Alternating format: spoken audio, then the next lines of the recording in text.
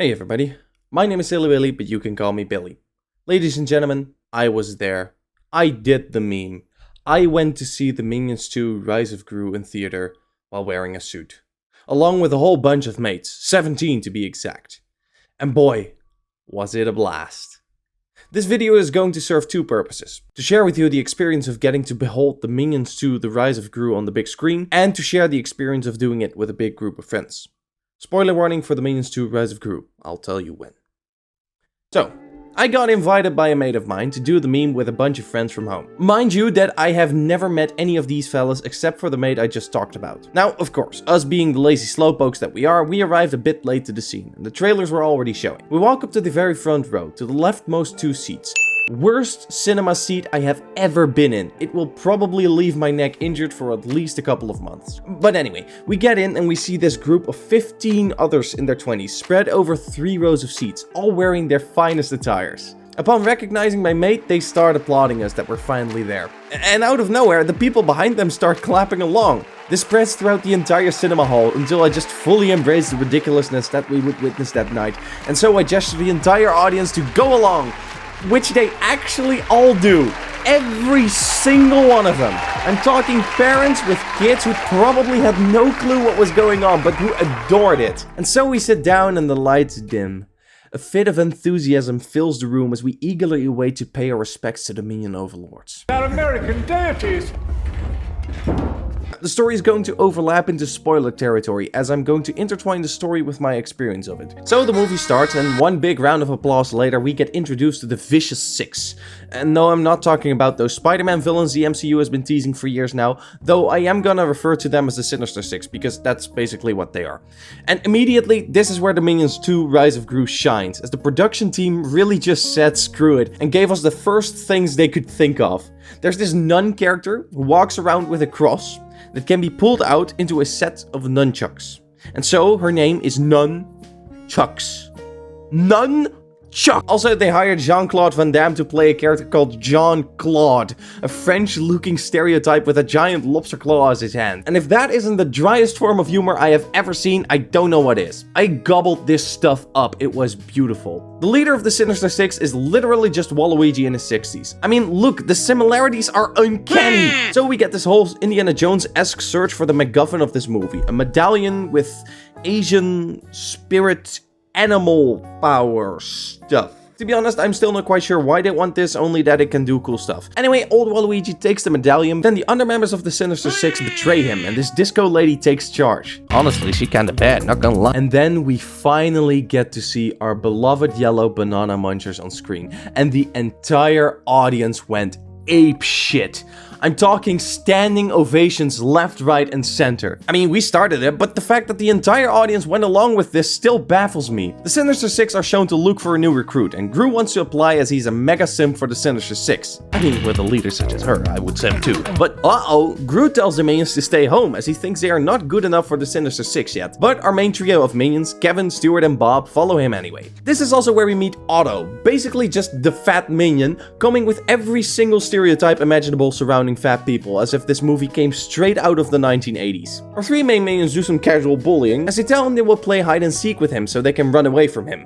Yikes. Gru is invited to some record store where he will get an audience with the Sinister Six, and the storekeeper running this facade is Dr. Nefario. You know, the old guy from the Despicable Me movies?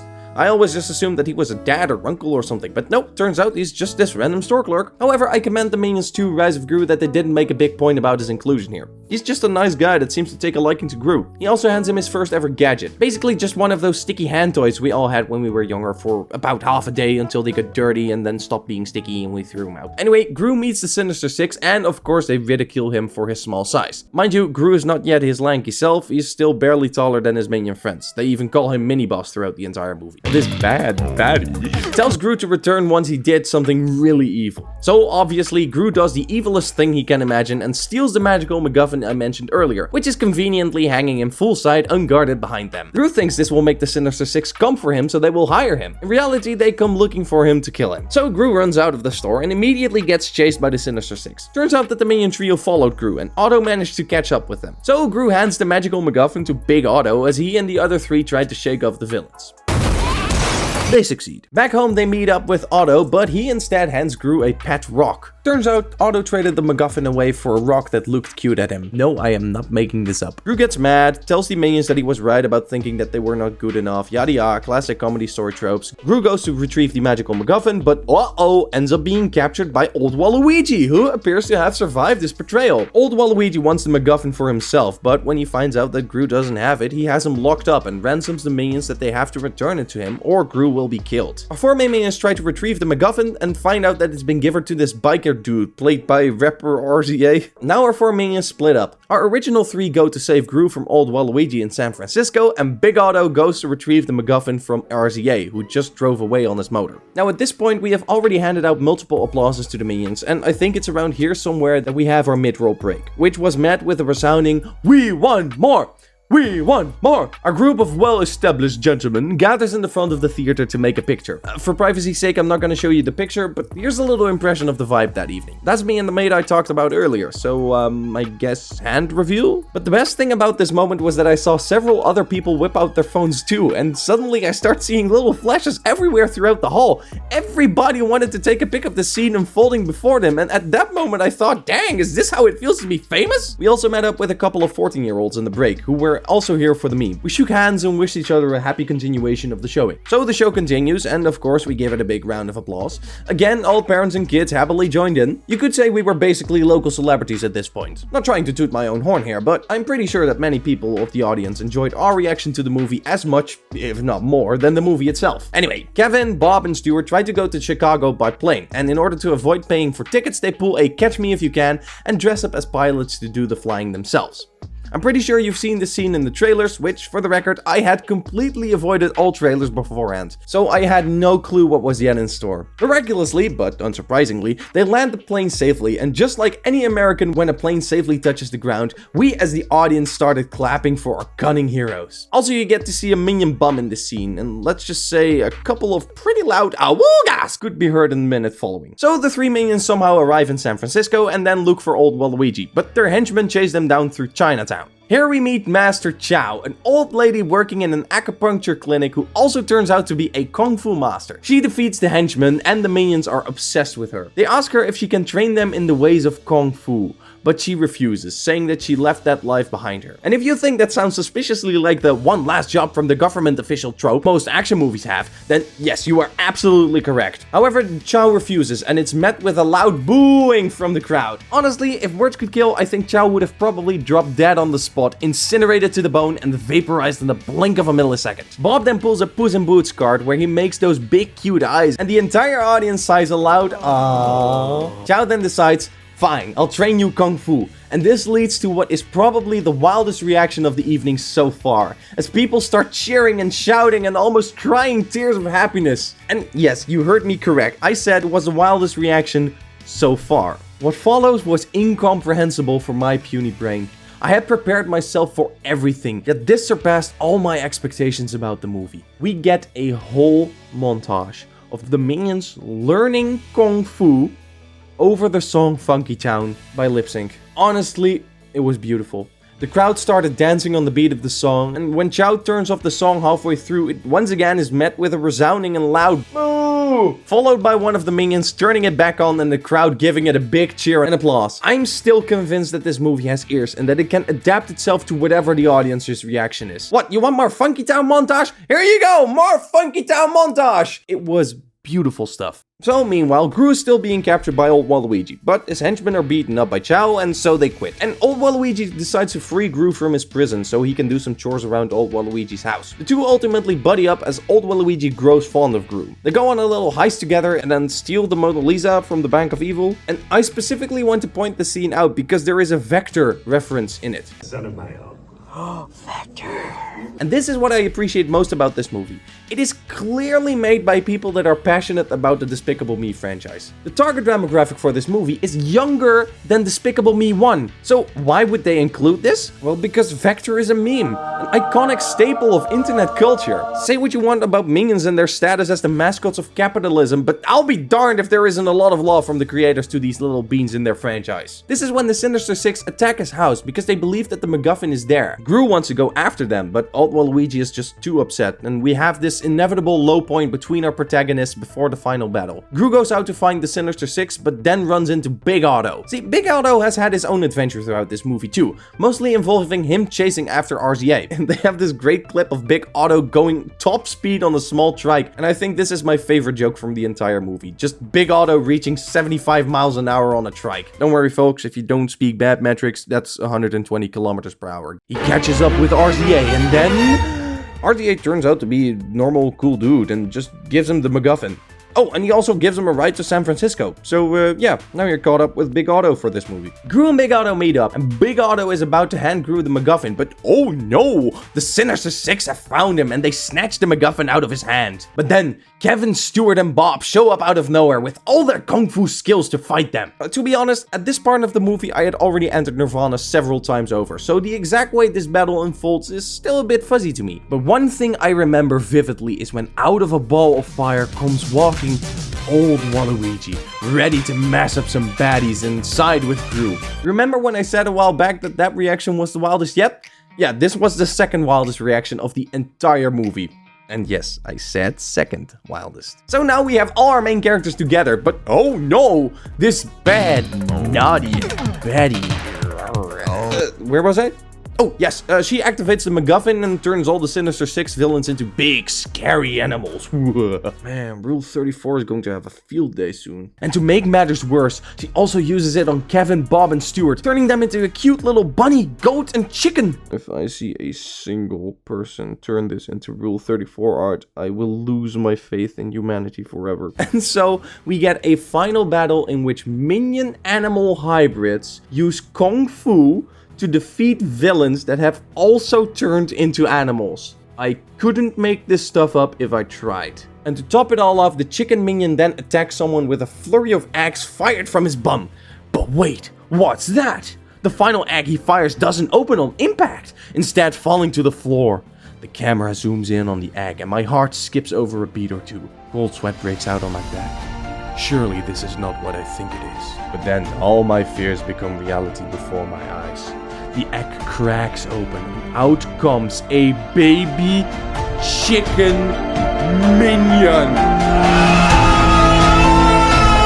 Now, in all of these 2+ hours of cinema experience, all was well with the people involved in this stunt and those around us. Sure, some of the 14-year-olds had started to try a clapping train once or twice, which quickly died down, but never was it really awkward as everyone felt that a good time was held by all. Not anymore. I anxiously awaited the response of my peers, yet they sat just as silently as I did, beholding the horrific sights unfolding in front of our eyes, permanently leaving scars branded deep into our scalps. You could hear the core memories being spat out by everyone's brain, a thick, purple core memory that would outlive our bodies for decades. The question we had all wondered at some point but never wanted to see answered on screen now became a reality. The birth of a minion. Rest assured that the crowd grew silent for a minute. But it wasn't the type of silence that had held its presence during most of the normal scenes in this movie. This was different. The atmosphere, it was off. People didn't know whether to applaud this bold decision, or cry, or laugh, or joke about it, or run out of the theater as quickly as possible, or just to end it all right there on the spot. Illumination has a bad track record of cringy moments, but surely even they must have realized the truth behind this abomination they just put on screen. There are multiple animators that have worked on this chicken minion hybrid. The board must have given approve for this to be greenlit. And despite all these roadblocks, the mini minion still got to see the light of day, and for that, this day may just go down as one of the darkest moments of my entire life. So anyway, the minions defeat the baddies and Gru grabs a MacGuffin. He uses the MacGuffin to turn the Sinister Six into rats, and they are taken away by the anti-villain league of the second movie. We applaud the minions on their success. However, the victory didn't come without sacrifice. During the fight, old Waluigi is tossed up into the air by this bad, naughty dragon baddie, and he's roasted like a marshmallow. He survives, but as he is taken away by the medical staff and told that he will go to prison for a long time, old Waluigi simply chuckles and tells the guards, "I wouldn't count on it," signifying to us as the audience what we already fear. Old Waluigi is done fighting and will die soon after. It is a hard pill to swallow. And indeed, the very next scene shows Gru and the minions at the funeral of old Waluigi. A beacon of hope lost to our cause. Old Waluigi left behind a legacy of hope, of love, and of faith. And me? Well, I only thought it was fitting to pay my respects to Old Waluigi. And so, I stood up out of my chair, put my left hand on my heart, and held my right hand to the side of my head, saluting towards the screen. Then my mate stood up from the seat beside me, ready to make the same gesture. And my fellow gents in the row behind me followed my example, all saluting the loss of Old Waluigi. And other moviegoers start following our example. And so, in what may be my proudest achievement in all of life, I got half the audience of a cinema to stand up and pay respects to a fallen comrade. Just when I thought things couldn't get any better, Old Waluigi emerges from behind a tree, taking a sneak peek at his faked funeral. Remember how I've been hinting at the most hype moment of the movie? This was it. A flurry of emotions hit us like a ton of bricks flung from a speeding truck.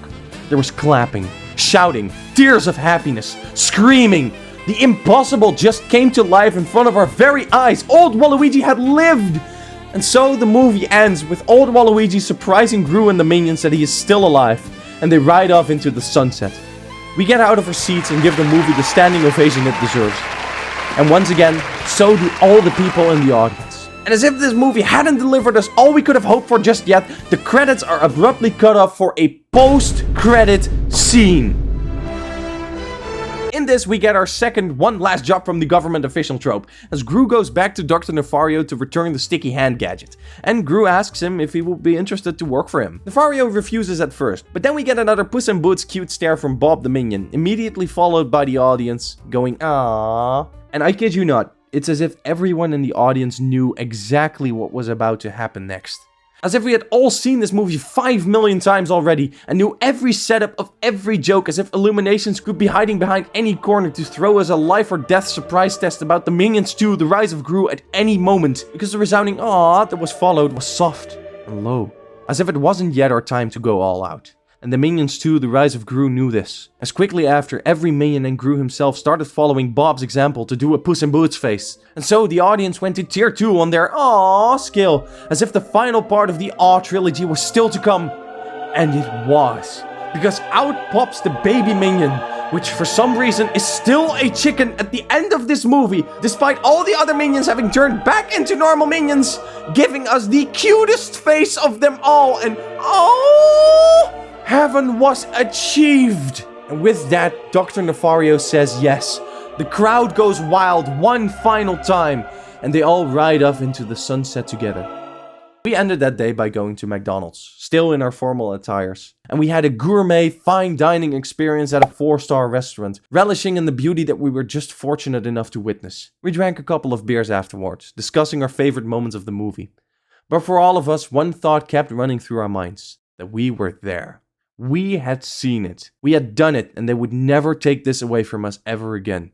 With that thought, I went to bed, coming out a man who had grown from this experience. We were there. So, all jokes aside for a moment, what did I actually think of the movie? Honestly, I really enjoyed it. Not just because we were goofing around so much, but also because the movie itself was actually pretty great, definitely on par with the first 2 movies in this franchise.